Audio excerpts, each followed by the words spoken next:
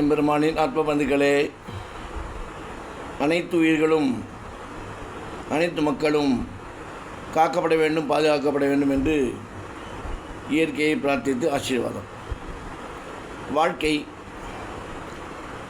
வாழ்க்கை வாழ்வதற்கு தான் இறைவன் நம்மளுக்கு கொடுத்துருக்கான்.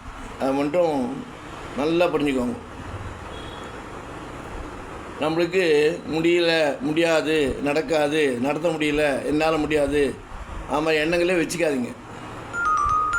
வயசாகிடுது, அதனால் என்ன நடக்க முடியல, வயசாகிடுச்சு அப்படின்னா அதெல்லாம் நினைக்க அப்படி இப்போ நினைப்பு தான் நம்மளை இன்றைக்கி பலவித பாதிப்புகளை கொண்டு போய் விடுறது.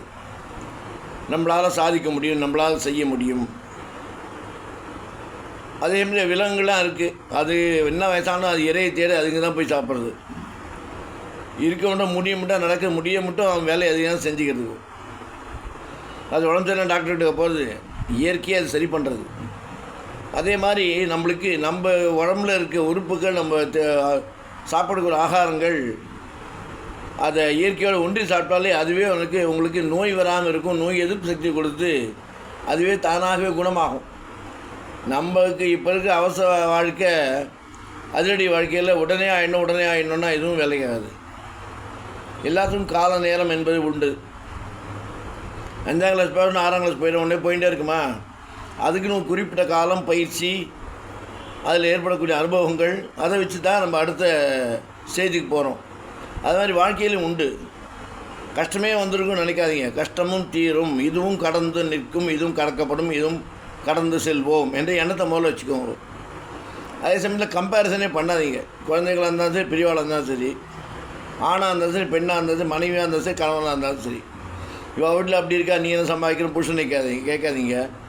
அதே சமயத்தில் கணவன் அவள் வீட்டில் அவள் ஒய்ஃபு நல்லா சாப்பாடெலாம் போட்டு எல்லாம் பண்ணுறா, நீ ஒன்றுமே பண்ண மாட்டேங்கிற, சரியாக பண்ணலேன்னு குறையாக சொல்லாதீங்க. குறையை நிறைவாக எடுத்துக்கொண்டு வாழ்க்கையை நடத்துபவன், வாழ்க்கையை செலுத்துவனே முழு மனிதன். குறை காண்பவன் அவனுக்கு குறையான வாழ்க்கையே இருக்குமே தவிர நிறைவான வாழ்க்கை, நிறைவான மன அமைதியோடு வாழ முடியாது. இதுக்கு காரணம் நம்மளுடைய எண்ணங்கள், செயல்பாடுகள் தான். அதை நாம் புரிஞ்சுட்டு கொடுக்கப்பட்ட வாழ்க்கையை ஒவ்வொரு நிமிடமும் ஒவ்வொரு நொடியும் நாம் வாழ பிறந்தவர்கள், நாம் வாழ வேண்டும், நாம் வாழ்கிறோம், நாம் வாழ்வோம். பாசிட்டிவ் எனர்ஜியை கொண்டு போங்க, நெகட்டிவ் எனர்ஜியை கொண்டு வராங்க. நெகட்டிவ் எனர்ஜி கொண்டு வந்தாலே மேற்கொண்டு பிரச்சனை தான். இதனால் முன்னேற்றங்கள் தடைபடுகிறது, எண்ணங்கள் அலைபாய்கிறது, புத்தி தடுமாறுறது. இது காரணம் அந்த கம்பேரிசன், அந்த ஒரு விதமான இந்த தன்மை. நம்மளால் முடியாது, நம்மளால் செய்ய முடியாது, நம்மளுக்கு எதுக்கு இருந்தோம், நம்மளுக்கு ஏன் இருக்கோன்றது மாதிரி ஒரு சலிப்புத்தன்மையை வச்சுக்கூடாது. சலிப்புத்தன்மை இல்லாமல் நம்மளால் சாதிக்க முடியும், வாழ பிறந்தோம். எல்லாருக்கும் ஒவ்வொரு காரியத்தை வச்சு தான் இறைவன் பிறப்பை கொடுத்துருக்கான். அதை நல்லா புரிஞ்சுக்கோங்க. எது என்னன்னு உங்களுக்கு தெரியாது. என்ன தான் நம்ம ஜாதகத்தை பார்த்து எல்லாம் பண்ணாலும் கடைசியில் நிர்ணயிக்கிறது சிவன் நாராயணன் தான். அதை புரிஞ்சுக்கோங்க. நம்மளால் ஒன்றுமே இல்லை. ஒவ்வொரு ரோமக்கால் அசைவும் கண்ணனுக்கு தெரியும். நீ எந்த ஊரில் எப்படி செஞ்சாலும் தெரியும். அவங்ககிட்ட திரிநேத்திரம், பவித்திரம், சரித்திரம், விசித்திரன்றது எல்லா கணக்கும், எல்லாருடைய செயல்பாடுகளும் கண்ணனால் நம் பாதுகாக்கப்படுகிறோம். இப்போ எப்படி வெளிலெல்லாம் போனால், ரோட்லையெல்லாம் போனால் நம்மளுடைய இந்த கேமரா வாட்ச் வருது பாருங்க, இங்கே சர்விக்கல் கேமரா வச்சுருக்கு, நீங்கள் கண்காணிக்கப்படுகிறீர்கள்னு இப்போ வந்திருக்கு. நம்ம பிறந்த உடனே நம்ம கண்காணிக்கப்படுகிறோம்.